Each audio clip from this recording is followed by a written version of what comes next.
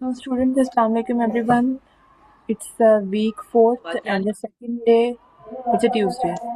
कल हमारे साथ हमारी फ़रहत अंजम गेस्ट स्पीकर मौजूद थी और हमने स्टैनफोर्ड, हार्वर्ड सारे इंटरनेशनल कंपटीशन को इन डिटेल्स देखा कि उसमें क्या करते हैं.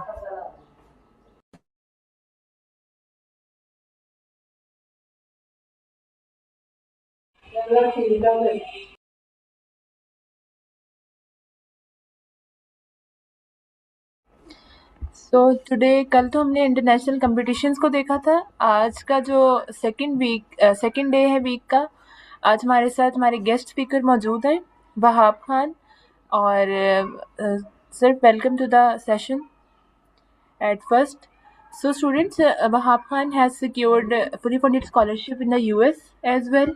और जो आज का हमारा टॉपिक है वो है fundamentals of Python.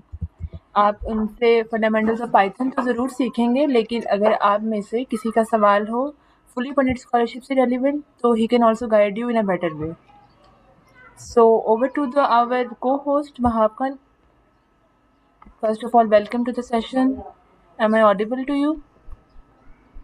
Yes, thank you, Sana, for inviting me. Let me Okay, share my screen. you are welcome.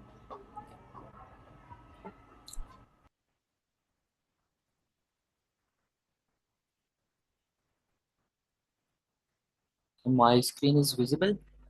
Can you please confirm? Yes, you are audible and visible. Okay, so let me introduce myself. I completed my bachelor's in computer sciences from International Islamic University, Islamabad, and in the fall 2026, I will be starting my PhD in computer science at New Mexico State University, USA. So आज के session में हम Python के बारे में सीखेंगे। और क्या आप लोग मुझे बता सकते हैं कि आप में से कितने नॉन सीएस बैकग्राउंड से हैं? अगर हैंड रेज कर दें ताकि मुझे आइडिया हो जाए।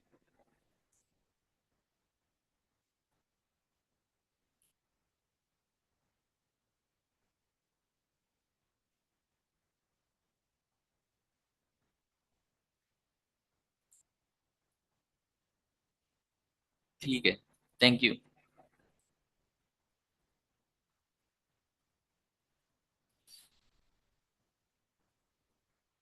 तो मैं कोशिश करूंगा कि जो नॉन सीएस बैकग्राउंड से भी हैं कि उनको भी बहुत इजी वर्डिंग में और सिंपलेस्ट टर्म्स यूज करके यहाँ पे एक्सप्लेन करूं।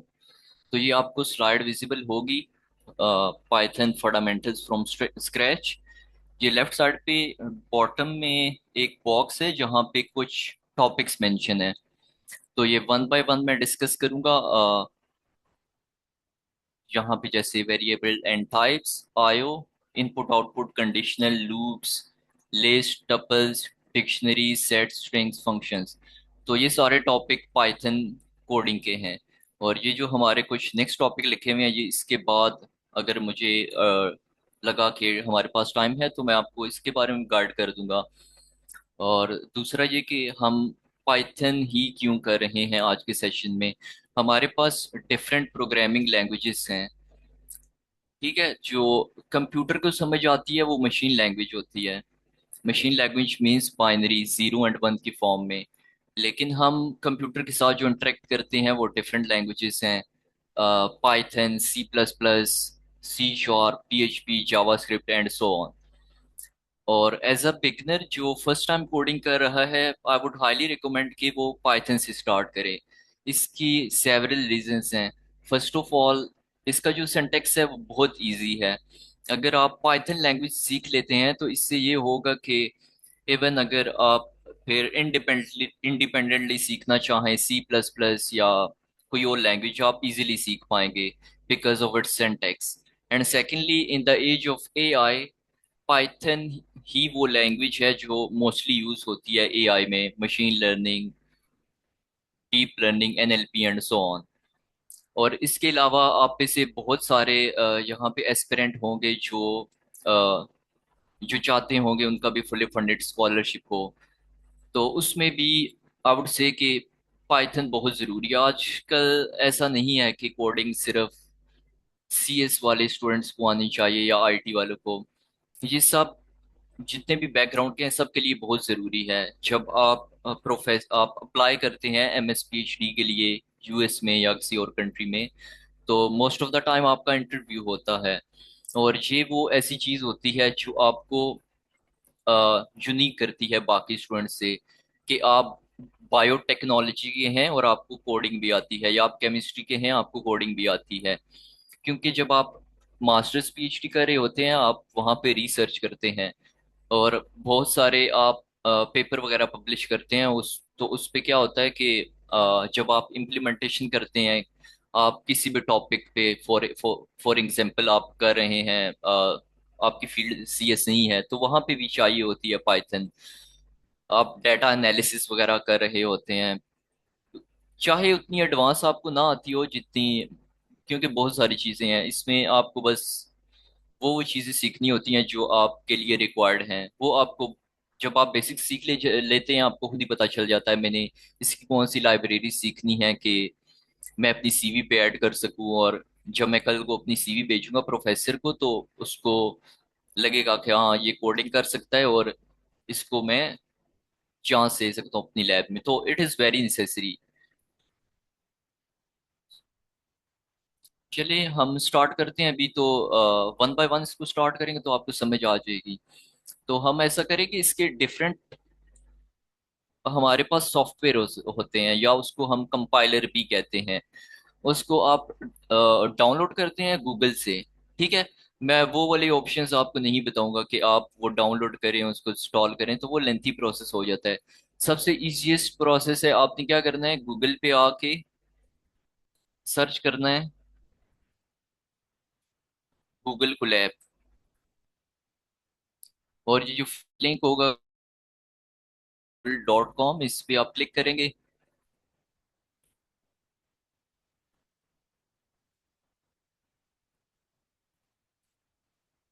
तो ये आपके सामने इस तरह की सामने इस तरह का एक इंटरफेस ओपन हो जाएगा। तो आपने क्या करना है, उसके बाद यहाँ पे न्यू नोटबुक पे आप लोग क्लिक करेंगे।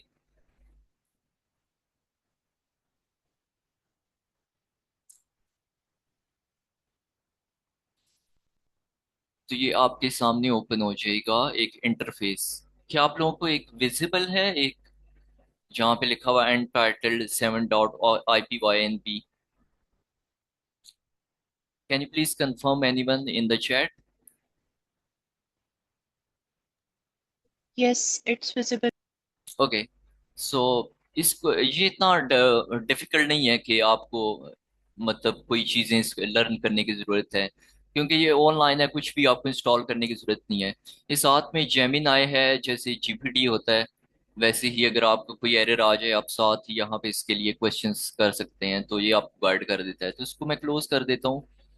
ये फाइल का नेम है, ठीक है, अनटाइटल्ड 7। यहाँ पे आप कुछ भी नेम रख सकते हैं इसका, सेशन 1 सेशन 2 अपना नाम कुछ भी लिखते हैं, और आगे लिखा हुआ है .ipynb। तो ये एक एक्सटेंशन है जिसका मतलब है कि हम यहाँ पे एक पाइथन की नोटबुक हमने क्रिएट की है और यहाँ पे हम कोड लिखेंगे, ठीक है। तो इसमें डिफरेंट सेल्स होते हैं, सपोज ये हमारा सेल फर्स्ट है, और इस पे अगर हम क्लिक करेंगे तो ये सेकंड सेल आ जाएगा। तो ये डिफरेंट सेल्स इसमें क्रिएट होते रहते हैं जब जब आप इस पे क्लिक करते हैं। दूसरी ऑप्शन ये होती है कि आप जब इस सेल पे आते हैं यहाँ पे आप अपना कर्सर मूव करते हैं तो आपके पास दो ऑप्शन है, इधर you can click on code, और the second option is plus text. So you can do both. तो हम क्या करेंगे कि इस वाले को क्लिक करके डिलीट करेंगे, और उसके बाद हम अपना स्टार्ट करते हैं।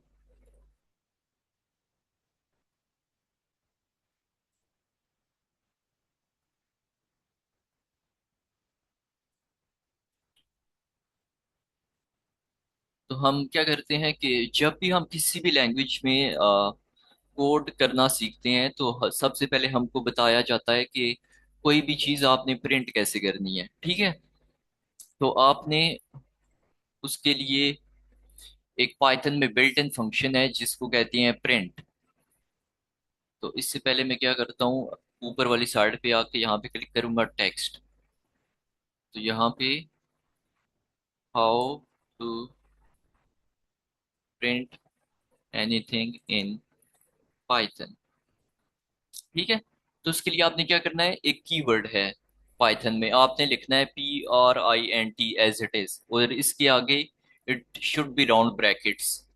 लाइक आप यहाँ पे स्क्वायर ब्रैकेट्स या फ्लावर ब्रैकेट्स यूज नहीं कर सकते, तो इट शुड बी दिस। इसके अंदर आप जो भी लिखेंगे, सपोज मैं यहाँ पे कोई नंबर लिखता हूँ 4, और इसको रन करने का तरीका ये होता है कि आप ये जो प्ले वाला बटन है इस पे क्लिक करेंगे। ये फर्स्ट टाइम थोड़ा सा टाइम लेता है, उसके बाद जब सारी चीजें लोड हो जाती हैं तो ये क्विकली रन होना शुरू हो जाता है। तो हम थोड़ा सा वेट करते हैं जब तक ये। तो can you see the output. जब हमने इसके अंदर 4 लिखा तो इसने 4 को प्रिंट कर दिया। ठीक है, सिमिलरली मैं दोबारा से लिखता हूँ कुछ प्रिंट। अब हम पॉइंट वाला कोई नंबर लिखते हैं 9.4। मैं इसको दोबारा रन करता हूँ तो ये प्रिंट कर देगा 9.4 अगेन। मैं दोबारा प्रिंट यहाँ पे लिखता हूँ, और अगर मैं चाहता हूँ यहाँ पे कोई स्ट्रिंग को प्रिंट करूँ, स्ट्रिंग का मतलब ये है कि करेक्टर और ग्रुप ऑफ करेक्टर। तो उसके लिए मैं क्या करूँगा, सपोज मैं ए प्रिंट करना चाहता हूँ, इसको जब मैं रन करूँगा तो ये ए को प्रिंट कर देगा। ठीक है, अब हमारे पास दो ऑप्शंस होती हैं, इधर आप सिंगल कोटेशन यूज करें या डबल कोटेशन यूज करें, इट वर्क्स विद बोथ। अब मैं दोबारा इसको रन करता हूँ, you can see it prints A. ठीक है, अभी इसको मैं अगेन कॉपी करता हूँ और यहाँ पे इसको पेस्ट करता हूँ, सॉरी। और इसको ना मैं सिंगल कोटेशन डालता हूँ और ना ही डबल, और इसको रन करता हूँ। इसको रन किए बगैर हमें पता चल रहा है जब कोई एरर वगैरह हो तो इसके नीचे ना एक लाइन सी आती है। लेकिन मैं फिर भी रन करके आप लोगों को दिखा देता हूँ। तो ये लिखा हुआ है, ये एरर आ गए कि ये हमने जो कोड लिखा ये सही नहीं है। तो ये इस तरह का कुछ एरर देता है जब आप कोड सही नहीं लिखते। Name error, name A is not defined. ठीक है, तो ये एरर इसलिए आया, हमारे पास जो भी स्ट्रिंग्स होते हैं, string mean a character of group of character, group of character means it could be your name, let's say सारा। तो ये एरर देता है। ठीक है, इसको मैं दोबारा लिखता हूँ, प्रिंट डबल कोटेशन के साथ सारा। तो जब मैं इसको रन करूंगा तो ये प्रिंट कर देगा सारा। ठीक है, तो ये कुछ चीजें हैं। जब भी हम पाइथन लैंग्वेज स्टार्ट करते हैं या कोई भी लैंग्वेज, सबसे पहले हमको ये पता होना चाहिए कि हम किसी भी चीज को प्रिंट कैसे करते हैं। अभी टाइम नहीं है, वरना मैं आपको करके दिखा देता दूसरी लैंग्वेजेस में, जावा और C++। वहां पे इवन अगर आपने ये 4 प्रिंट करने हैं तो वहां पे कोड थोड़ा सा कम्प्लेक्स है। हालांकि काम वो भी यही करता है, लेकिन आपको 3 से 4 लाइनों का कोड लिखना पड़ता है। लाइक C++ में hash include iostream using name space STD and so on. इसी तरह जावा में public static void main string arguments, और इतना लंबा सारा कोड। फिर प्रिंट के लिए एक लंबी मतलब काफी लंबी लाइन होती है। तो इट्स बेटर कि आप पाइथन से स्टार्ट करें, फिर आपके सामने कोई भी कोड आ जाए आप समझ लेंगे। ठीक है, यहां तक अगर किसी का क्वेश्चन है यू कैन आस्क, अदरवाइज हम आगे स्टार्ट करते हैं।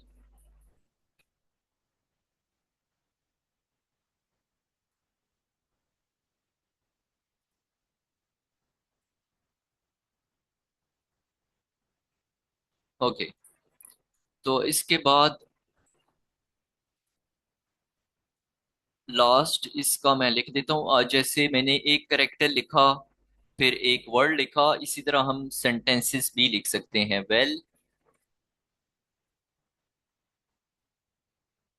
वेलकम टू पाइथन, और जब हम इसे रन करेंगे तो ये आपके सामने वेलकम टू पाइथन को प्रिंट कर देगा।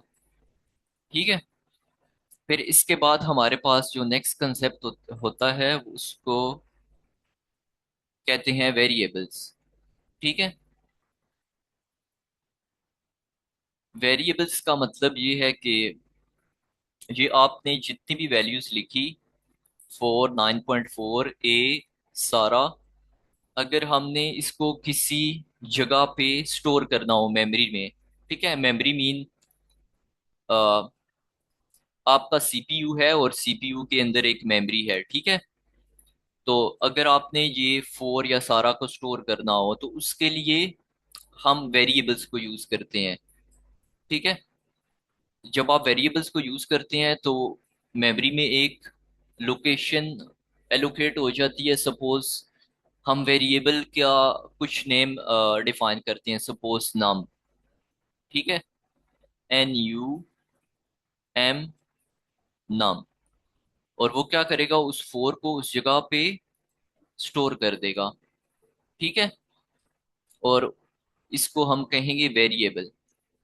जब आप उस फोर वाली वैल्यू को एक्सेस करना चाहेंगे, आप जस्ट उसको बताएंगे कि प्रिंट के अंदर आप जब नम लिखेंगे तो वो फोर को प्रिंट कर देगा, ठीक है। और सिमिलरली एक और हमारे पास नंबर है 3, और इसका आपने नाम रखा N1। तो आप जब इसको N1 से कॉल करेंगे तो मेमोरी से उसको फेच करके प्रिंट कर देगा। इसको मैं अभी इसका कोड लिखता हूँ तो फिर आपको ज्यादा समझ आएगी कि मैं क्या कह रहा हूँ। So let me right the code for the variable. Suppose आपने एक वेरिएबल डिफाइन किया नम के नाम से, और इसमें एक वैल्यू स्टोर थी 7, ठीक है। तो कभी कभार ये होता है कि हम यूजर से बहुत सारी वैल्यूज इनपुट करने के लिए कहते हैं कि वो अपना नाम लिखे, अपनी एज लिखे, अपनी डेट ऑफ बर्थ, ठीक है। जैसे आप लोग मोबाइल एप्लीकेशंस यूज करते हैं, बहुत सारी व्हाट्सएप और बहुत सारी चीजें, तो वो आप जो भी टाइप कर रहे होते हैं या आपका जो नेम होता है, जो भी चीजें होती हैं वो पीछे मेमोरी में किसी वेरिएबल में स्टोर होती हैं। वो आपको नजर नहीं आ रहा होता, लेकिन उसके बैकएंड पे लॉजिक यही होती है सारी, ठीक है। तो वो क्या करता है कि मेमोरी से उसको फेच करने के लिए उस वेरिएबल को कॉल करता है, फिर उस वेरिएबल के अंदर जो वैल्यू पड़ी होती है उसको आपको आपके सामने स्क्रीन पे प्रिंट आउट कर देता है, ठीक है। अगर आपके पास 1000 वैल्यूज हैं तो इट इज वेरी डिफिकल्ट कि उसको याद रहे कि यूजर ने क्या स्टोर किया था लास्ट टाइम, 7 किया था, 8 किया था, 500 किया था, या सारा स्टोर किया था। तो हम उस केस में क्या करते हैं, वेरिएबल्स को यूज करते हैं, ठीक है।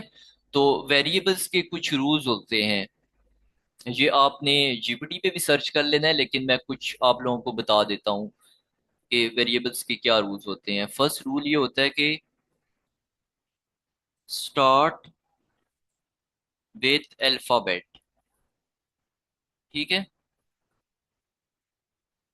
सेकंड रूल यहाँ पे मेंशन कर देता हूँ, shouldn't start with special character, which means के special character at the rate, hash, dollar sign, जो आपके अल्फाबेट्स हैं आप अपने कीबोर्ड पे देखेंगे उसके ऊपर नंबर लिखे हैं 1 2 3 4 5 6 7 8 9 तक, तो उसके ऊपर नंबर्स के साथ छोटा छोटा करके लिखा हुआ वो होगा at the rate, dollar sign, तो वो सारे स्पेशल करेक्टर्स होते हैं, ठीक है।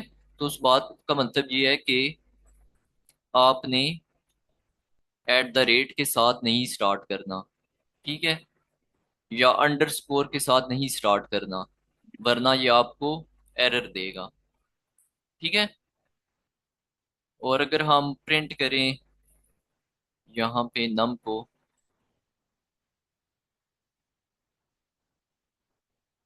सॉरी इसको मैं कॉपी करता हूँ इसको डिलीट करके,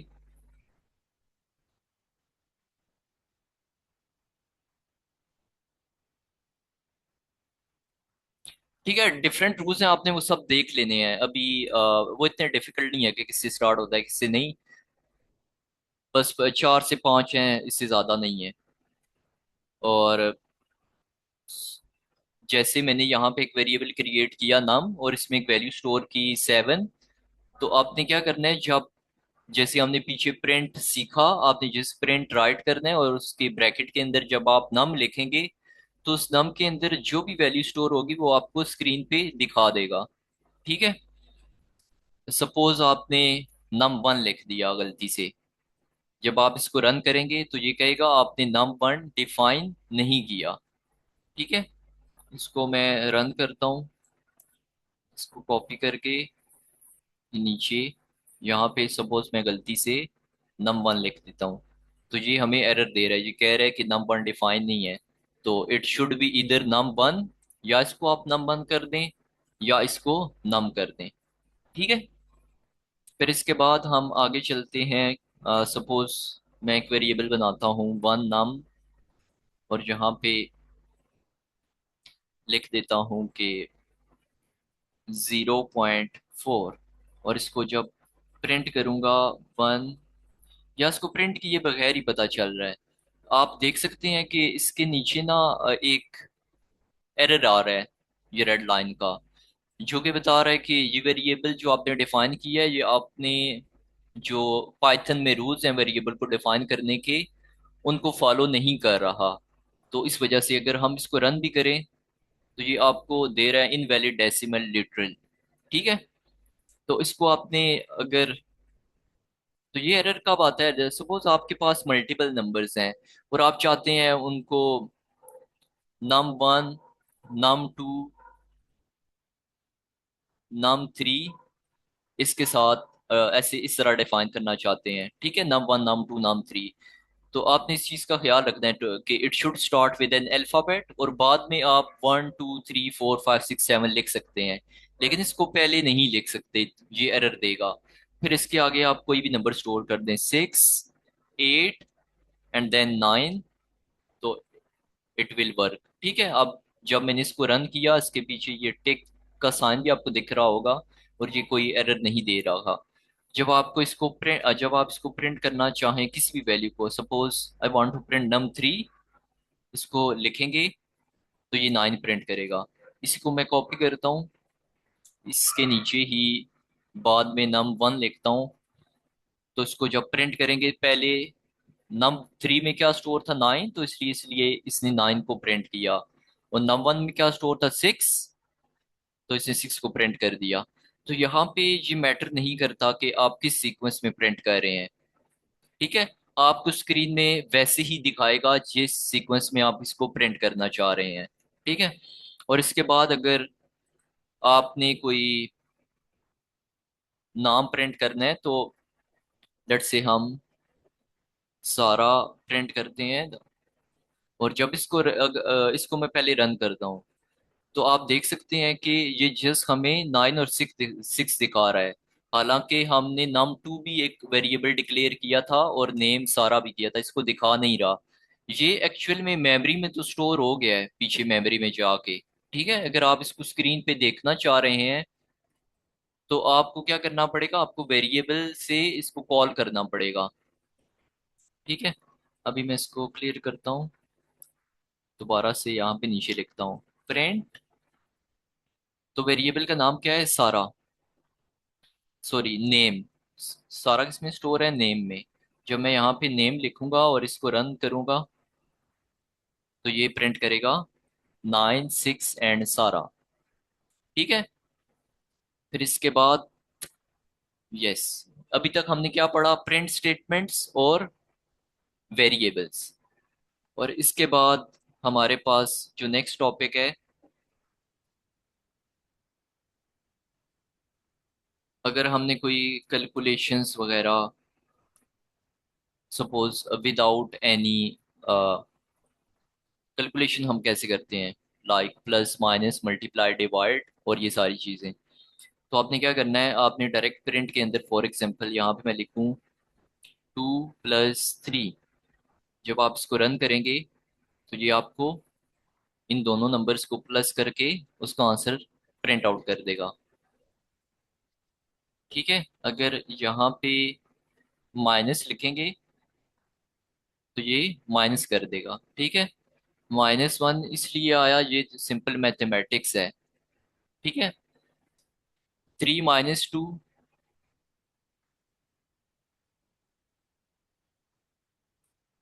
3 - 2 का आंसर 1 होता है, लेकिन 2 - 3 का आंसर -1 होता है। ठीक है, ये मैथमेटिक्स का रूल है, मैं बता देता हूँ। प्लस 2 के साथ हमारे जो साइन है वो कोई भी साइन नहीं है, ठीक है। इसके पीछे जब कोई भी साइन ना हो तो it means by default it is plus, और 3 के साथ माइनस है, ठीक है। तो प्लस माइनस माइनस, जब आप 3 में से 2 माइनस करते हैं तो आंसर 1 आता है, ठीक है। फिर उसके साथ आप वो वाला साइन लिखते हैं जो कि हमारे पास जो बड़ा डिजिट होता है उसके साथ जो साइन होता है। तो इस केस में 3 हमारा डिजिट बड़ा है, तो उसके साथ माइनस है, तो ये इसलिए इसके साथ माइनस साइन आया है, ठीक है। इसी तरह अगर मैं प्रिंट करके मल्टीप्लाई, दो नंबर्स को मल्टीप्लाई करना चाहता हूँ, तो उसके लिए हमारे पास कोडिंग लैंग्वेज में या पाइथन में स्टैरिक यूज होता है। आप लोग अपने कीबोर्ड पे देखें, जहाँ पे नंबर्स लिखे हुए हैं 1 से लेकर 9 तक, तो 8 के ऊपर लिखा होगा स्टैरिक। जब आप उसको शिफ्ट के साथ प्रेस करेंगे तो वो स्टैरिक को प्रिंट कर देगा स्क्रीन पे। जब मैं इसको रन करूंगा, यू कैन सी दैट कि इसने प्रिंट आउट किया 6, 2 × 3 6, ठीक है। कहने का मकसद ये है कि आप यहाँ पे, जैसे हम पेज पे या मैथमेटिक्स कर रहे होते हैं, वहाँ पे हम क्रॉस का साइन डालते हैं, यहाँ पे क्रॉस का साइन नहीं डालते, यहाँ पे स्टेरिक वाला साइन यूज करते हैं अगर मल्टीप्लाई करना हो। सिमिलरली अगर आपने डिवाइड करना है, आपने यहाँ पे मैं 6 रखता हूँ। जब मैं इसको डिवाइड करूंगा तो आप लोग देखेंगे कि 2.0 आंसर आया है।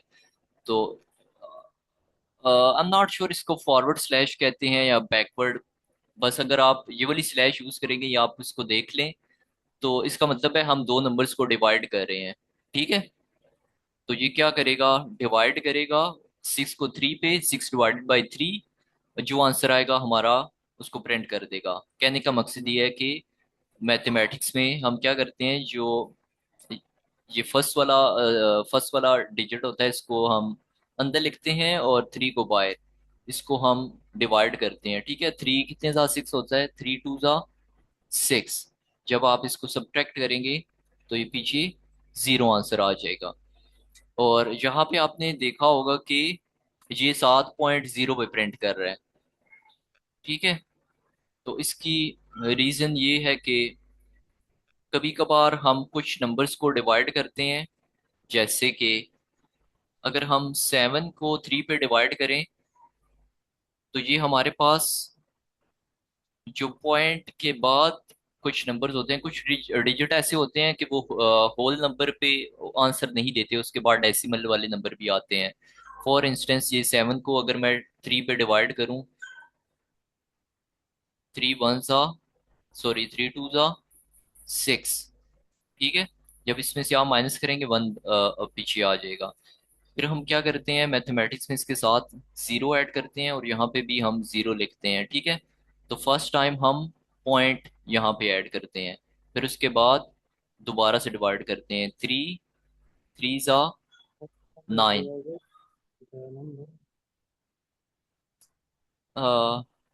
किसी का कोई क्वेश्चन है?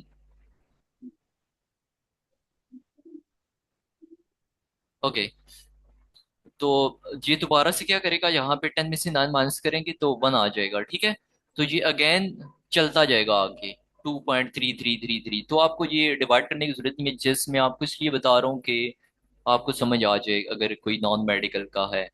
तो इन केस अगर जैसे 6 को 3 पे डिवाइड करो, हालांकि उसका आंसर 2 आता है, लेकिन वो साथ बाय डिफॉल्ट 0.0 पे प्रिंट करता है, ठीक है। अगर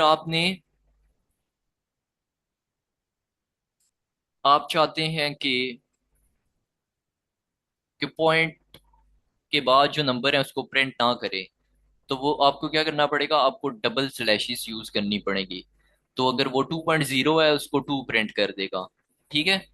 और अगर 7/3 है, अगर यहाँ पे आप डबल स्लैशेस यूज करेंगे, तो ये देखें पॉइंट के बाद 0.3333, इसने इस पार्ट को स्किप कर दिया और जस्ट उसने उसका जो इंटीग्रल पार्ट था उसको प्रिंट आउट किया, ठीक है। और इसके बाद जो लास्ट ऑपरेटर है, सपोज 7 मॉडुलस 3, अगर हम इसको यूज करें और इसको रन करें, तो हमारे पास इसका आंसर 1 आता है। तो 1 कैसे आया, मैं यहाँ पे, ये भी सेम वैसा ही है, इसमें बस फर्क ये है कि जब हम 7 को अंदर लिखेंगे, 3 को बाहर। ठीक है। कोशेंट, एडवाइजर, वो वाली चीजें मैं उसको उसमें ज्यादा डिटेल्स में नहीं जाऊंगा। तो जब हम इसमें इसको डिवाइड करेंगे, 3 2 जा 6। ठीक है। जब इसको हम डिवाइड करते हैं, उसको माइनस करेंगे 7 में से 6, पीछे आएगा 1। ये जो आंसर होता है, अगर हम स्लैश यूज करते हैं तो इसका मतलब है डिवाइड करने के बाद ये वाला आंसर आया, ये स्लैश के साथ आता है। और जो हमारे पास डिवाइड करने के बाद रिमाइंडर आता है, अगर हम मॉडुलस ऑपरेटर को यूज करें, ठीक है, इसको मॉडुलस ऑपरेटर कहते हैं। अगर हमें रिमाइंडर चाहिए तो उसके लिए मॉडुलस ऑपरेटर यूज करते हैं। ठीक है। तो एज यू कैन सी कि हमने यहाँ पे मॉडुलस ऑपरेटर यूज किया, तो उसने क्या प्रिंट किया, 1, क्योंकि मॉडुलस 7 और 3 का 1 होता है। और इसके पीछे मैं प्रिंट स्टेटमेंट ऐड कर देता हूँ, सपोज मॉडुलस ऑपरेटर। तो अब ये क्या करेगा कि ये जितनी भी प्रिंट स्टेटमेंट्स हैं, इनके आंसर इसने यहाँ तक प्रिंट किए, और यहाँ पे आके इसने क्या किया, प्रिंट किया मॉडुलस ऑपरेटर। ठीक है। और उसके बाद यहाँ पे आके इसने इसको कैलकुलेट करके उसका आंसर प्रिंट कर दिया। ठीक है। इस तरह आप इसके पीछे भी, इन सब स्टेटमेंट के पीछे भी लिख सकते हैं, प्रिंट एडिशन, प्रिंट सब्ट्रैक्शन, और यहाँ पे आके प्रिंट अगेन, जो भी आप लिखना चाहते हैं। ठीक है। तो ये हम ऐसे पाइथन में कैलकुलेशंस वगैरह को परफॉर्म करते हैं। और एक चीज और, जो हमारे पास कंसेप्ट होता है कमेंट्स का। ठीक है। कमेंट्स मीन के अगर मैं यहाँ पे एक हैश, हमारे पास साइन होता है, अगर मैं इसको यहाँ पे लिखूं और इसके आगे लिख दूं एडिशन, और इसको रन करूं, तो आप देख सकते हैं कि, तो चैट में पाइथन में जब हम डिवाइड करते हैं तो फ्लोटिंग देता है। तो ये चैट में किसी का आई गेस ये स्टेटमेंट है या क्वेश्चन है, जो भी है, तो इन्होंने लिखा हुआ है कि जब भी हम डिवाइड करते हैं तो ऑलवेज फ्लोटिंग देता है। ठीक है। तो वो उनके कहने का मकसद ये है कि जब भी हम डिवाइड करते हैं पाइथन में, तो वो फ्लोटिंग पॉइंट में आंसर देता है। ठीक है। फ्लोटिंग का मतलब होता है कि पॉइंट में आंसर देना। उस चीज को मैं आगे एक्सप्लेन करूंगा। ठीक है। और हम डिस्कस कर रहे थे कमेंट्स। ठीक है। तो इस चीज को ना कमेंट्स कहते हैं। अगर आप हैश का साइन यूज करें और आगे आप कुछ भी लिखें, तो इट मीन्स कि आपने एक कमेंट ऐड किया कि हम एडिशन कर रहे हैं। तो ये हम क्यों करते हैं, जब आप प्रोफेशनल लाइफ में डेवलपमेंट कर रहे होते हैं, आपके पास 1000 लाइंस ऑफ कोड होता है, तब तो हम ऐसे बेसिक टास्क तो नहीं परफॉर्म करते। तब हमारे पास इससे होता है, हो सकता है कि 7 8 लाइंस ऑफ कोड एक पर्टिकुलर टास्क परफॉर्म कर रहा हो। ठीक है। मे बी वो डिफरेंट कैलकुलेशंस करके एंड पे हमारे पास मे बी कुछ अ, अ, कोई भी कैलकुलेशंस है, यू कैन से कि कोई हम कैलकुलेशन करें, कोई मिनी स्टोर है वहां पे कैलकुलेशन कर रहे हैं कि इस बंदे ने क्या खरीदा, उस प्रोडक्ट की क्वांटिटी कितनी थी, डिस्काउंट कितना अप्लाई हुआ सारा। तो उसके आगे ना हम कमेंट्स ऐड करते हैं कि अगर एक कोड पे मल्टीपल यूजर्स या डेवलपर्स जब काम करते हैं, तो तब क्या होता है कि हमारा लाइंस ऑफ कोड में भी 1000 लाइंस ऑफ कोड हो। तो इट माइट बी पॉसिबल जो हमने कोड लिखा हुआ है वो सामने वाले यूजर को उस तरह समझ ना आए, तो उसके लिए हम क्या क्या ऐड करते हैं, ये कमेंट्स वगैरह ऐड करते हैं। तो वो क्या करते हैं, उस कमेंट को रीड करता है और उसको आइडिया हो जाता है कि इसने इस लाइन ऑफ कोड में क्या किया हुआ है। जब हम हैश साइन यूज करते हैं, इट मीन्स ये सिंगल लाइन ऑफ कमेंट है। ठीक है। सिमिलरली अगर मैं यहाँ पे लिखूंगा सब्ट्रैक्शन, तो इट मीन्स ये again single line of comment है। इसको आप रन करें तो इससे फर्क नहीं पड़ता, आप यहाँ पे स्पेलिंग गलत लिखें, सपोज मैं सब्ट्रैक्टिन लिख दिया गलती से। ठीक है। तो ये इसके लिए मैटर नहीं करता, ये जस्ट यूजर के लिए होते हैं। जब ये इसको ये रन कर रहा होता है, जब भी वो हैश साइन देखता है, तो वो इसको स्किप कर देता है। ठीक है, इसको सिंगल लाइन कमेंट कहते हैं। और अगर आपने डबल लाइन कमेंट करना हो, आपने क्या करना है, आपने इस तरह डबल कोट्स 3 टाइम्स यूज करने हैं। इसका मतलब है ये स्टार्टिंग है, ये इसकी एंडिंग है। इसके बीच में आप जो भी लिखेंगे वो मल्टी लाइन कमेंट होगा। तो यहाँ पे मैं लिख देता हूँ, we are discussing how to perform calculations, one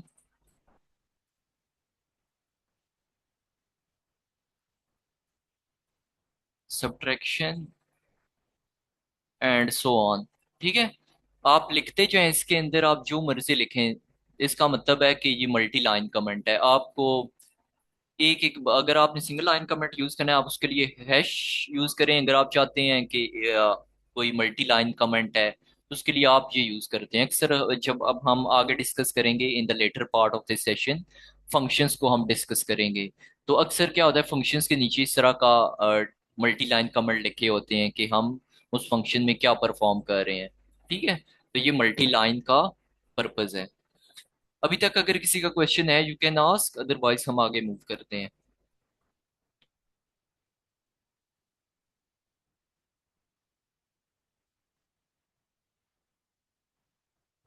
students, अगर किसी का कोई क्वेश्चन है आप हैंड रेज कर सकते हैं, chat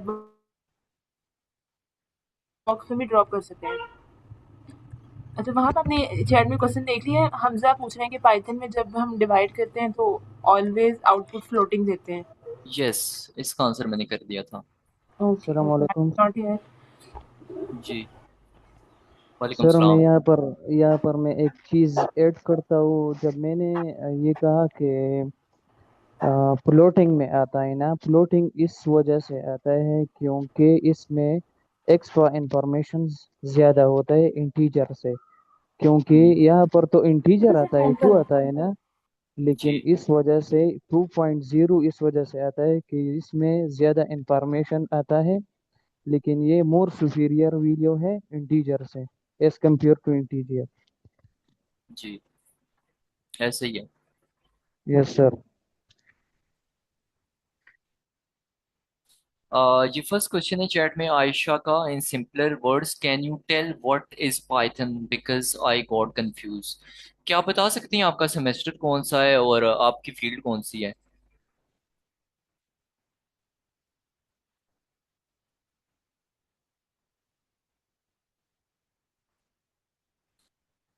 English and 6 semester. Okay. अच्छा, ये एक हमारे पास लैंग्वेज है। जैसे हम लोग ह्यूमंस डिफरेंट लैंग्वेजेस स्पीक करते हैं, English, Urdu, Punjabi, Spanish and so on. ठीक है, तो इसी तरह कंप्यूटर की भी कुछ लैंग्वेजेस हैं। अगर आपने कंप्यूटर के साथ इंटरेक्ट करना है तो आपको उसकी लैंग्वेज सीखनी पड़ेगी। तो डिफरेंट लैंग्वेजेस हैं। जो हम इस सेशन में डिस्कस कर रहे हैं वो है पाइथन लैंग्वेज। पाइथन क्यों कर रहे हैं, इसका सिंटेक्स बहुत इजी है। ठीक है, जो बाकी है उनका थोड़ा सा, आई वुड से, कंपैरेटिवली इससे थोड़ा सा, आई वुड से कि डिफिकल्ट है। ठीक है, और दूसरा ये कि जब आप आगे, इवन आप बैचलर्स लेवल पे भी इस आपको आना चाहिए। क्योंकि जब आप एमएस पीएचडी के लिए अप्लाई कर रहे होते हैं या आप आगे रिसर्च करते हैं, तो उसमें आपको ना कोडिंग वगैरह आनी चाहिए। जब आप कोई इम्प्लीमेंटेशन करते हैं किसी रिसर्च टॉपिक की, तो उसमें आप इसी को यूज किया जाता है। ठीक है, आपके पास डिफरेंट डेटा सेट होते हैं, तो उस पे आपको बेसिक्स पाइथन आनी चाहिए। उसकी डिफरेंट लाइब्रेरीज भी होती हैं। तो ये अभी तक हमने जो भी सीखा, ये उसका एक्चुअल में सिंटैक्स सीख रहे हैं। ठीक है, अभी हम प्रॉपर कोई एग्जांपल लेके, अभी मैं डायरेक्ट वो नहीं करवा सकता कि मैं आपके सामने एक डाटा सेट ओपन करूं और उस पे इम्प्लीमेंटेशन करूं कि ये रिसर्च है।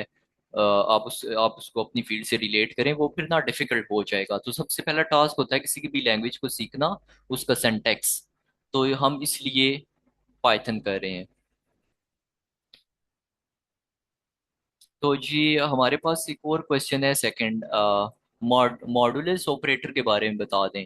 अच्छा, मॉडुलस ऑपरेटर का मतलब ये है कि यू कैन यू सी, अगर मैं इसको हाईलाइट करूं, जी हमारे पास ना इसको परसेंटेज का जो साइन होता है मैथमेटिक्स में, इसको मॉडुलस ऑपरेटर कहते हैं। तो ये हम क्यों यूज करते हैं, अगर हम दो नंबर्स को डिवाइड करें, ये देखें 7 और 3 लिखा हुआ है, तो इसको मैथमेटिक्स में ऐसे डिवाइड करते हैं, ठीक है। और इसको मैं अगर डिवाइड करूं, 3 2 का क्या आएगा, 6 आएगा। और 7 में से 6 को जब आप सब्ट्रैक्ट करेंगे तो ये 1 आ जाएगा। तो ये जो आंसर होता है, ये हमारे पास इस डिवाइड के साथ आता है, ठीक है। अगर आपको रिमाइंडर चाहिए तो उसके लिए आप क्या यूज करते हैं, मॉडुलस यूज करते हैं, ठीक है। तो आप देख सकते हैं इसका आंसर 1 आया है, ठीक है। जब हमने यहाँ पे 7 मॉडुलस 3 लिखा तो उसका आंसर उसने क्या दिया, 1 दिया। ये आगे जब मैं आपको प्रोग्राम कराऊंगा ना, इवन नंबर कैसे चेक करते हैं, ऑड नंबर कैसे चेक करते हैं, तो इसका यूजेज वहां पे ज्यादा होता है। तो let me clear all the drawings. Next question है कि today's which language we should prefer to learn according recent AI developments, Java, C++, Python और others।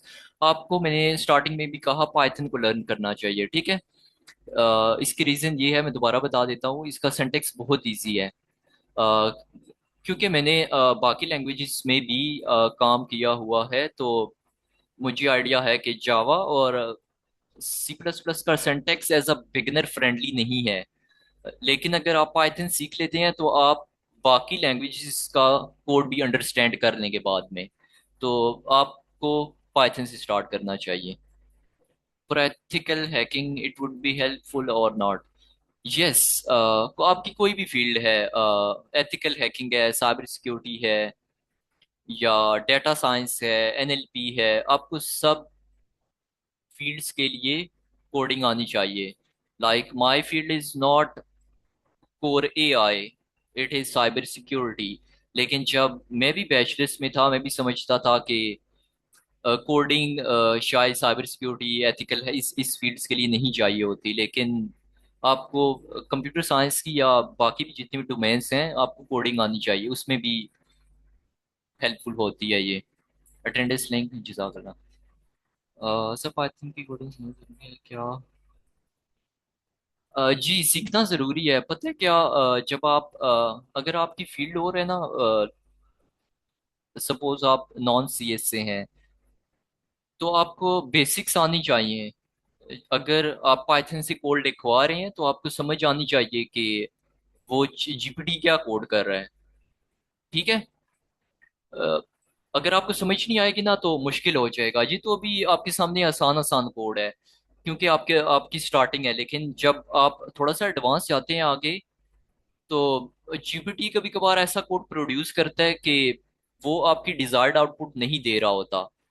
तो वो क्या होगा, आपका बहुत सारा टाइम वेस्ट होगा जब आप रिसर्च कर रहे होते हैं या आप कोई भी इम्प्लीमेंटेशन करते हैं। तो it's very difficult for you to understand the code जो लिख रहा होता है जीपीटी। सिंपल कोड तो आपको समझ आ जाएगी, सपोज दो नंबर्स को प्लस करना, माइनस करना, या कुछ इस तरह के प्रोग्राम्स होते हैं। लेकिन जब थोड़ा सा कम्प्लेक्स जाते हैं ना, बहुत मुश्किल हो जाता है। अगर उसने वो कोड नहीं लिखा जो आप चाहते हैं, आपने उसको समझा भी दिया, फिर आपको समझ नहीं आएगी उसको समझाना कि इसको कैसे हम क्या प्रॉम्प्ट दें, ये हमारे अकॉर्डिंगली कोड लिखे, ठीक है। बिकॉज टू बी ऑनेस्ट, मैं भी चैट जीपीटी को बहुत यूज करता हूँ आजकल, और कोड उससे लिखवाता हूँ। लेकिन इसका मकसद ये नहीं है कि मुझे आती नहीं है। मैंने पाइथन वगैरह सारी जो भी लैंग्वेजेस हैं उनका कोड मुझे अच्छे से आता है, और मुझे समझ आ जाती है कि वो क्या लिख रहा है। चैट जीपीटी मेरी ये हेल्प करता है कि मेरा टाइम सेव करता है, ठीक है। चलिए हम आगे चलते हैं, बाकी क्वेश्चंस हम बाद में लेंगे, क्योंकि आगे बहुत सारे हमारे टॉपिक्स हैं।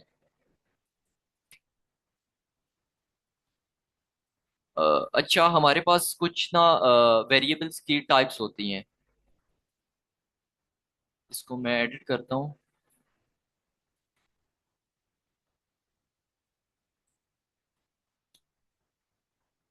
विच मीन्स के नेम, नेम में मैं स्टोर करता हूँ सारा, और नम में मैं स्टोर करता हूँ टू, एंड देन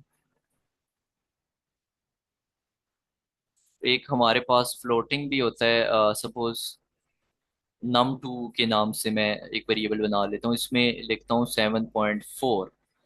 तो इसको हम पाइथन में कहते हैं string. Character of group of character mean string. Okay.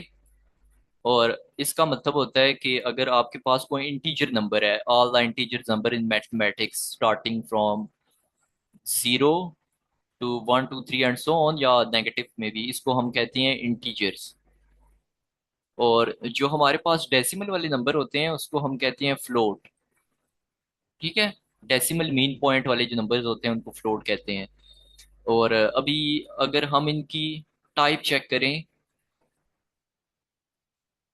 Suppose मैं लिखता हूँ टाइप और उसके आगे वेरिएबल का नाम, तो आप इसकी आउटपुट क्या आ रही है, ये बता रहा है कि इसकी क्लास जो है वो स्ट्रिंग है। इसके कहने का मकसद ये है कि इसकी जो टाइप है वो स्ट्रिंग है। ठीक है। इस वजह से ये नहीं बता रहा कि इसके आगे मैंने है स्ट्रिंग लिख दिया। ये इसलिए बता रहा है कि जब हम इसको डबल कोटेशन में लिखते हैं सो इट मीन्स कि ये स्ट्रिंग है। और जो भी नंबर्स होते हैं, सपोज यहाँ पे मैं नीचे प्रिंट नम लिखता हूँ और इसको रन करता हूँ, सॉरी नम इसकी वैल्यू लिख रहा है, इसके पीछे मैंने लिखना होगा टाइप। ठीक है। और जब मैं इसको रन करूंगा, सॉरी इसको टाइप यहाँ पे नहीं लिखना, टाइप इसके अंदर लिखना है। तो ये आप देख सकते हैं, ये इसकी टाइप बता रहा है इंटीजर। सिमिलरली अगर हम फ्लोट की चेक करना चाहते हैं तो you simply need to write this and write the name of the variable which is num2। तो ये आपको बता देगा कि फर्स्ट की स्ट्रिंग है, सेकंड की इंट है और थर्ड की फ्लोट है। ठीक है। तो ये हमारा नेक्स्ट कॉन्सेप्ट है कि वेरिएबल की टाइप्स वगैरह। और एक हमारे पास और भी हमारे पास टाइप होती है। सपोज चेक के नाम से मैं वेरिएबल बनाता हूँ और इसमें ट्रू स्टोर करता हूँ। अभी वेरिएबल का नाम चेक है जिसमें ट्रू स्टोर है। अगर मैं इसको रन करूं तो ये इसकी वैल्यू टाइप बता रहा है बूल। बूल मींस बुलियन। ठीक है। इसके आगे मैं लिख देता हूँ बुलियन। और ये कहाँ पे यूज होती है, हमारे पास सर्किट्स होते हैं डिफरेंट, इवन या हमारे पास जो बल्ब होता है हम डेली देख रहे होते हैं, या तो वो ऑन होता है या ऑफ होता है, ऐसे ही है ना। तो उस केस में हमारा क्या होता है कि या उसकी वैल्यू ट्रू होती है जब वो ऑन होता है, या फॉल्स होती है। ठीक है। या वन होती है या जीरो होती है। तो उस केस में हम क्या करते हैं, इस तरह की चीजें यूज कर रहे होते हैं कोडिंग लैंग्वेज में। ठीक है। अभी जैसे आप इसका सिंटैक्स सीखें और आगे जाके जब आप थोड़ा सा एडवांस जाएंगे तो आपको आहिस्ता से समझ आ जाएगी कि when to use boolean, when to use float and so on।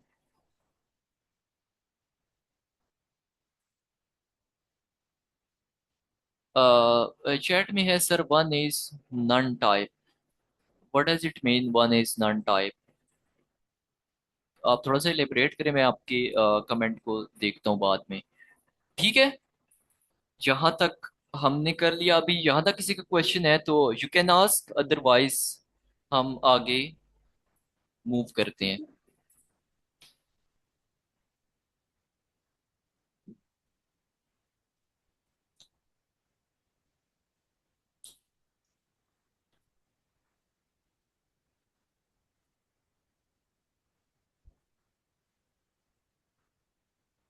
Yes, यहाँ पे कोई वैल्यू स्टोर नहीं है तो नॉन टाइप होती है।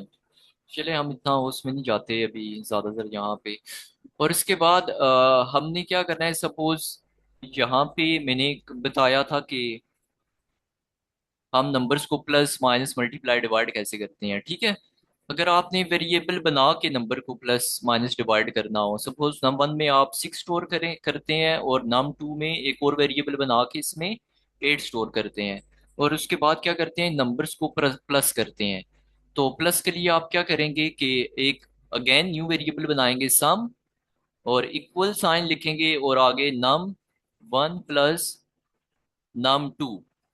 और इसको जब आप सॉरी प्रिंट आउट प्रिंट के अंदर सम लिखेंगे तो ये क्या करेगा, इन दोनों नंबरों को सम करके आंसर प्रिंट कर देगा। तो ये रन कैसे हो रहा है कि नम वन की वैल्यू 6 है, नम टू की वैल्यू 8 है, तो इसकी जगह वो क्या करेगा 6 स्टोर करेगा और मेमोरी से उठा के और यहाँ पे 8 दोनों नंबर्स को प्लस करके सम में स्टोर करेगा। तो सम की वैल्यू क्या हो जाएगी 14।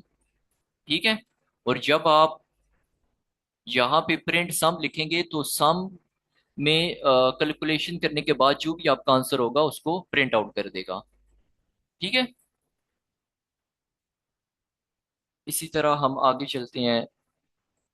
सिमिलरली आप माइनस मल्टीप्लाई डिवाइड और ये सारी चीजें भी कर सकते हैं।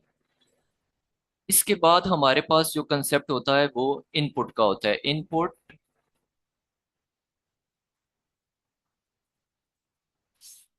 ये जो हम प्रिंट कर रहे हैं, ये सारी चीजें हाउ टू प्रिंट, इसको हम आउटपुट भी कहते हैं। ठीक है, कि हम कोई भी चीज स्क्रीन पे कैसे देख सकते हैं। ठीक है। तो उसके लिए आप क्या करते हैं,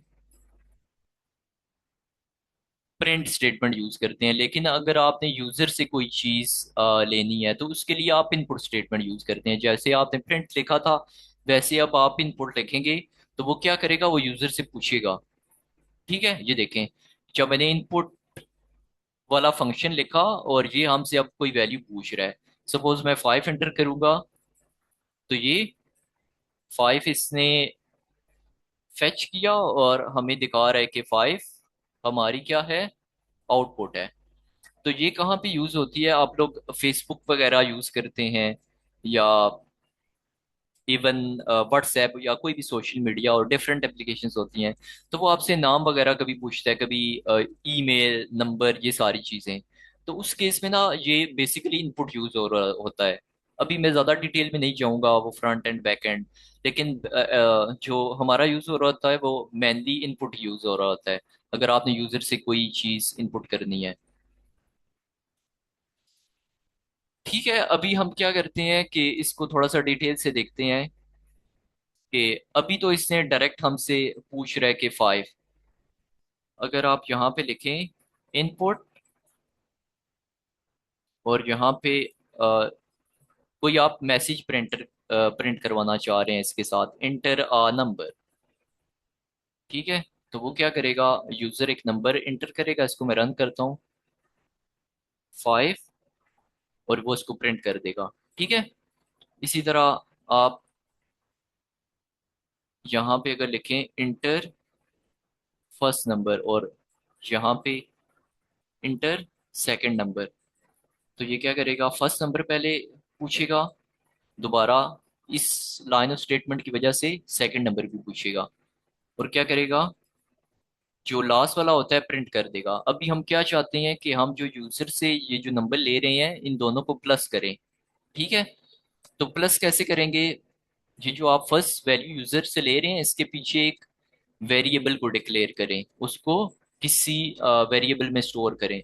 सपोज मैं यहाँ पे लिख देता हूँ num1 और इसके पीछे num2। फिर इसके बाद मैं क्या करूँगा, एक सम का वेरिएबल बनाता हूँ सम, और उसके आगे अगर मैं लिखूँ num1 प्लस num2, और जब मैं इसको नेक्स्ट लाइन में प्रिंट करूंगा तो ये क्या करेगा, सबसे पहले दो नंबर पूछेगा। सपोज मैं एंटर करता हूँ 3, सेकंड 6, तो ये हमारे पास 36 प्रिंट कर रहा है। ठीक है, यहाँ पे एक चीज आपने नोट करनी है कि instead of 9 it is printing 36। So this difference in Python, like आप जो भी यूजर से इनपुट लेते हैं तो बाय डिफॉल्ट वो उसको स्ट्रिंग कंसिडर करता है। स्ट्रिंग मींस के वो उसको एज अ नंबर 3 कंसिडर नहीं कर रहा, वो उसको क्या कर रहा है, वो एज अ स्ट्रिंग कंसिडर कर रहा है। कहने का मकसद ये है वो उसको इस तरह एज अ 3 लिखेगा, डबल कोटेशन के साथ। और सिमिलरली इसको वो समझेगा कि ये अगर नंबर मैंने 6 एंटर किया तो उसको 6 लेगा। तो जब हम यहाँ पे प्लस करेंगे तो वो क्या करेगा,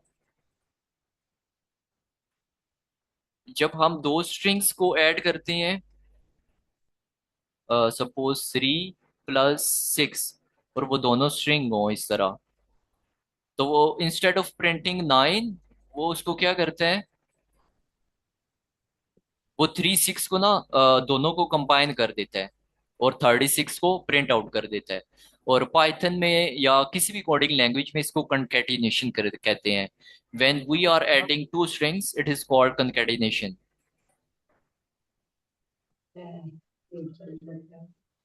ठीक है, अब इसका सोल्यूशन क्या है, इसका सोल्यूशन ये है, आप इसको सिंपल कॉपी करें, यहाँ पे मैं दोबारा पेस्ट करता हूँ। तो आपने क्या करना है कि बाय डिफॉल्ट जब भी पाइथन लेता है उसको एज अ स्ट्रिंग,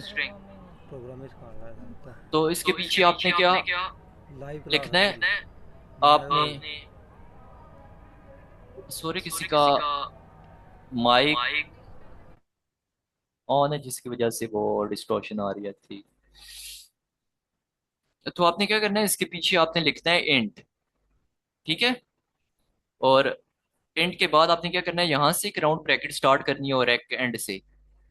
सिमिलरली यहाँ पे भी आपने क्या करना है, इंट लिखना है और इसको यहाँ पे आपने एंड करना है। ठीक है, और जब आप इसको रन करेंगे, अभी मैं अगेन दोबारा वही 3 और 6 लिखता हूँ, 3 6। Now can you see it is printing 9 instead of 36 because we have converted the string number into string।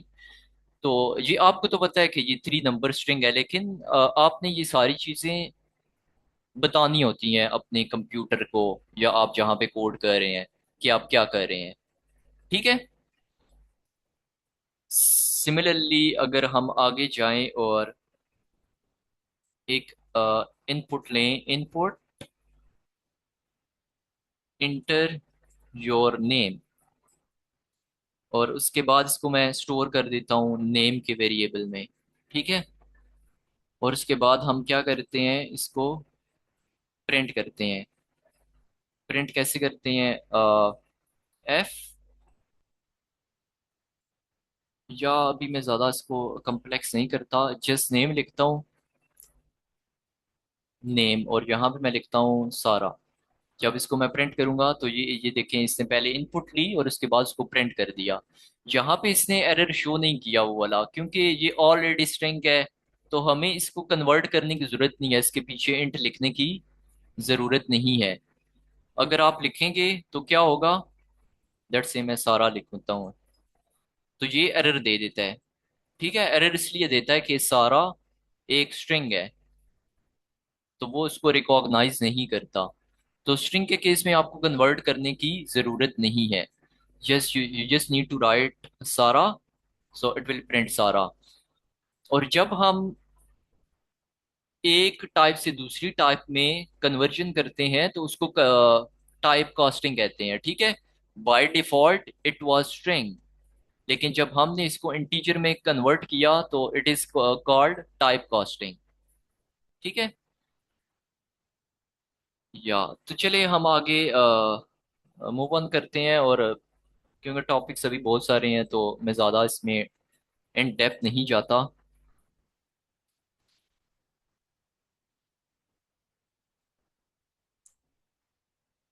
Ma'am क्या आप कंफर्म कर सकती हैं कि हमारे पास कितना टाइम बाकी है? यस, अगर तो हमारा हम अभी भी ख़त्म कर सकते हैं। मेरे ख्याल में 1 आवर इज़ इनफ, अगर ओके, आपका कॉन्ट्रैक्ट ख़त्म हो गया है तो। because I was informed it will be 2 hour session, but you can go up to no, max one. No, okay, I am just informed, Arun Sajid ने मुझे भी इन्फॉर्म किया कि हम इसे 7:10 7:05 तक ख़त्म कर सकते हैं। So I am Okay, just Wahab, आपकी तरफ से कॉन्ट्रैक्ट ख़त्म है? फिर हम एंड कर दें इसको? maybe we can wait for maybe 10 to hello? 15 minutes more। जी जी, हेलो? आवाज़ आ रही, मेरी आवाज़ आ रही है?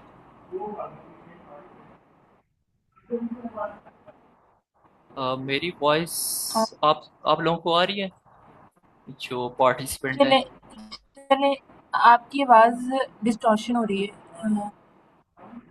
ओके। चलें, ठीक है, वहाँ पे हम ऐसा करते हैं, हम में से 7 7 आपकी आवाज़ ओके। जी, आपकी आवाज़ आ रही है?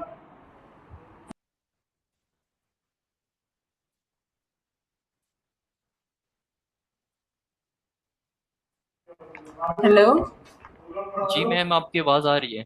जी, मैं स्टूडेंट्स को भी कह रही थी वहाँ पे हम 7:10 तक इसको वाइंड अप कर देते हैं ओके। और दूसरा मैं अभी अटेंडेंस लिंक भेज देती हूँ, आप इसको वाइंड अप कर दीजिए। ओके, ठीक है। अच्छा, हम इसके बाद देखते हैं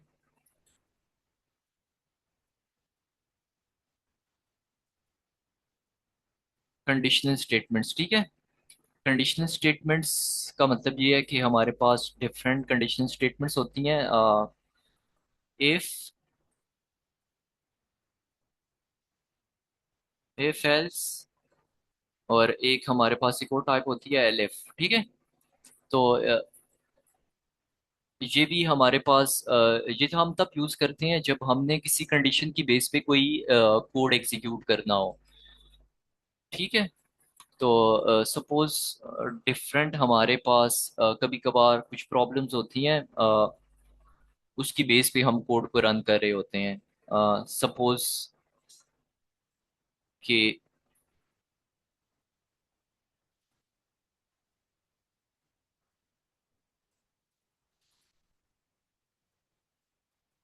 हम यहाँ पे क्या करते हैं, एज, एक मैं एज का वेरिएबल बनाता हूँ और उसमें मैं एंटर करता हूँ 7। ठीक है।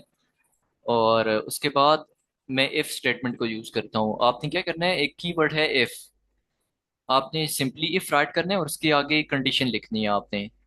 तो कंडीशन में आपने क्या लिखना है, सपोज मैं लिख देता हूँ इफ एज लेस देन 10। तो फिर आपने क्या करना है, आपने इस वाली लाइन को एग्जीक्यूट करना है, print.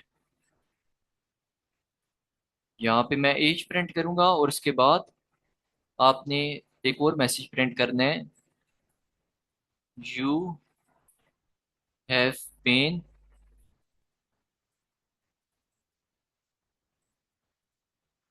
Allocated free ticket.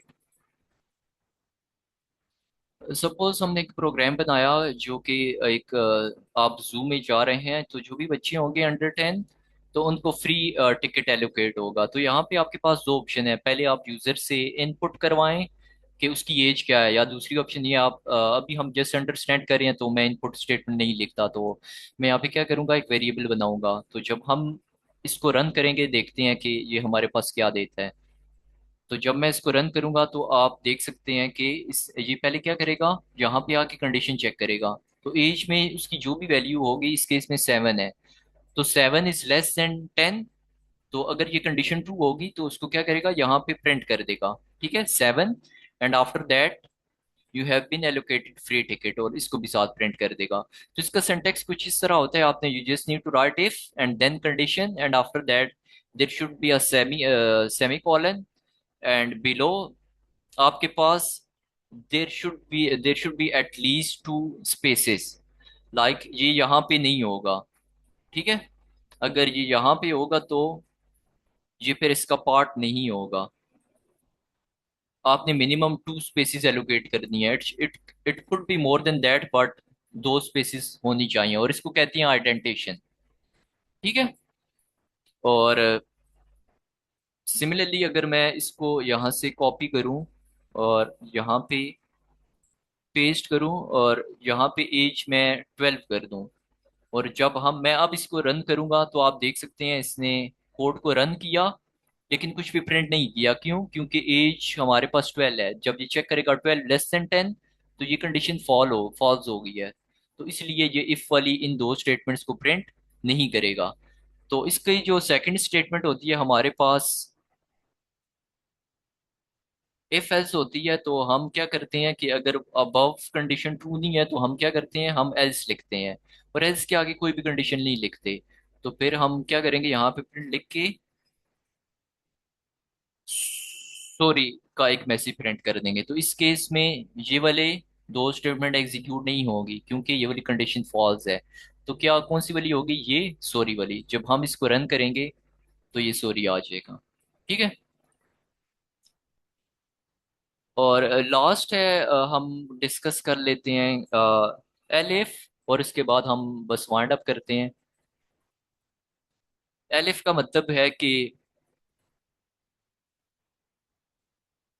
Suppose हमारी यूनिवर्सिटी में अक्सर ऐसे होता है कि ग्रेडिंग आपको मिलती है डिफरेंट नंबर्स पे। अगर किसी के मार्क्स 80+ हैं तो उसका ए ग्रेड है। सपोज 71 से 79 है तो उसका बी ग्रेड है, समथिंग लाइक दैट। तो हम क्या करते हैं कि यहाँ पे एक मार्क्स ले लेते हैं 76, और हम चेक कर रहे हैं कि इसके इसका क्या ग्रेड बन रहा है। तो हम क्या करेंगे, इफ यहाँ पे इसको marks, if marks greater then 80, तो इस केस में क्या प्रिंट करें? A grade. ठीक है। एल इफ हम तब यूज करें, अभी मैं इस वाली स्टेटमेंट को इम्प्लीमेंट करने जा रहा हूँ। एल इफ हम तब यूज करते हैं जब हमारे पास मल्टीपल कंडीशंस हो। बिकॉज आपको पता है कि ये ग्रेडिंग वाले केस में डिफरेंट हमारे पास ग्रेड होते हैं, A B C D, A B plus B negative, इस तरह। तो मैं कुछ यहाँ पे लूंगा और उनको लिखूंगा। तो फर्स्ट टाइम हम इफ लिखते हैं और ये देखें बाय डिफॉल्ट इसने बहुत सारे लिख दिए। और सेकंड टाइम एलिफ लिख के मार्क्स अगर ग्रेटर देन 70 है तो फिर क्या करें, प्रिंट बी। ठीक है। Again elif marks greater than 60, print C. और एल्स में आप लिख दें अगर इसके अलावा किसी के मार्क्स हैं तो उसको सिंपली आप एफ ग्रेड लिख दें। ठीक है। अब हम इसको रन करते हैं तो यू कैन सी के ये इसके मार्क्स कितने थे, 76। तो ये क्या करेगा, पहले यहाँ पे आएगा, चेक करेगा अगर इसके मार्क्स 80 हैं, 80 से ज्यादा हैं तो ए करेगा। तो यहाँ पे चेक करेगा ये वाली कंडीशन फॉल्स है तो उसको प्रिंट नहीं करेगा। जब यहाँ पे आएगा देखेगा एल एफ में कि 76 ये वाली कंडीशन ट्रू हो रही है तो इसको बी को प्रिंट कर देगा, और इन बाकी स्टेटमेंट्स को भी स्किप कर देगा। तो ये हमारा इफ एल्स था। तो या तो अभी हमने क्या क्या चीजें डिस्कस की हैं आज के सेशन में? Variables and types, input output, और कंडीशनल्स। ठीक है। ये बाकी अभी कुछ टॉपिक्स हैं जो कि it is very difficult for me to explain in just 1 to 2 hour session, because it takes some time. जो बाकी टॉपिक्स हैं, loops, list, tuples, dictionary, set, strings, functions, ये बेसिक पाइथन है। इधर we can arrange maybe, अगर हमारे पास time हुआ आगे तो ये चीज़ें भी आपको कोई और ट्रेनर या मैं कवर करवा दूंगा, वरना you can search on GPT. जैसे आप उसको प्रोवाइड करें तो आपको बेसिक्स उसको जीपीटी पे लिखें कि मुझे बिगनर्स लेवल का कोड लिख के दे इन सब टॉपिक्स का। ठीक है। You can take a screenshot of this screen तो आपको समझ आ जाएगी। तो बेटर ये है अगर आप अपने अंडर ग्रेड में हैं अभी से सीख लें, क्योंकि आपको सीखनी तो पड़ेगी पाइथन लैंग्वेज आगे। अगर आप ये एम करते हैं कि आपको फुली फंडेड स्कॉलरशिप चाहिए, बहुत सारे अभी फॉल 26 के एस्पिरेंट्स हैं जो कि नॉन सी एस बैकग्राउंड से हैं। मैंने देखा है केमिस्ट्री से हैं, बायोटेक से हैं, उन सबको कोडिंग आती है। और उसकी मेन रीज़न यही है कि उनका स्कॉलरशिप होने की, कि उनको कोडिंग आती थी, उनकी सीवी पे ये लिखा हुआ है कि उनको पाइथन आती है और ये सारी चीज़ें। और इस लेटेस्ट ट्रेंड्स इन टेक्नोलॉजी के कोर्स में आपको ये भी बताया गया होगा कि हम स्टैनफोर्ड, हार्वर्ड और डिफरेंट कोडिंग कंपटीशंस में पार्टिसिपेट करते हैं, तो उसमें हम इसी कोडिंग लैंग्वेज को यूज़ करके पार्टिसिपेट कर रहे होते हैं। ये वो चीज़ें आपकी सीवी पे ऐड होती हैं तो it creates a big impact. जब आप फिर प्रोफेसर को ईमेल करते हैं अपनी सीवी तो आपकी जो सीवी होती है वो बहुत डिफरेंट होती है बाकी स्टूडेंट से। तो आपका एक बहुत अच्छा चांस होता है फुली फंडेड स्कॉलरशिप सिक्योर करने का। बाकी ये जो चीज़ें हैं अभी इनको स्किप कर दें। जैसा आप ये वाली चीज़ें मस्त सीख लें पाइथन से फेमिलियर होने के लिए। Thank you very much. अगर आपका कोई क्वेश्चन है you can ask, otherwise we can conclude the session.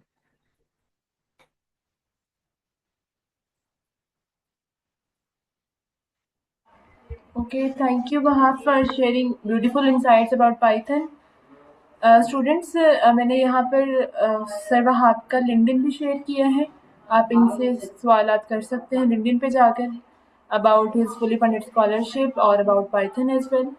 और इसके अलावा मैंने चैट में जो फॉर्म अटेंडेंस का दोबारा से शेयर कर दिए, मेरी तरफ ही ओपन हो रहा है, बाकी स्टूडेंट्स आप इसको दोबारा से भी ट्राई करें, इट्स वर्किंग है। और थर्ड लास्ट थिंग इज़ मैंने यहाँ पर एक मैसेज ऑफ द डे आप सबके साथ शेयर किया है। We are having 27 participants right now. तो मैसेज ये है कि the purpose of life is to live a life full of purpose. आप में से majority of the students are the girls here and I am very glad to see always, like yesterday and now as well. So girls as well as boys, you must have the purpose in your lives. That purpose would be to brush your teeth every night before sleeping. That purpose would be to अपने माँ बाप की टांगें दबाना सोने से पहले हर रात, और that purpose would be to stay happy for every blessing you have. तो student, this was the end of the session. I hope आपको बहुत आपने इंजॉयफुल वे में सर से सीखा होगा। अपना बहुत सारा ख्याल रखें। We are ending this session right now. वहाँ thank you so much again for your time. You are welcome. Thank you.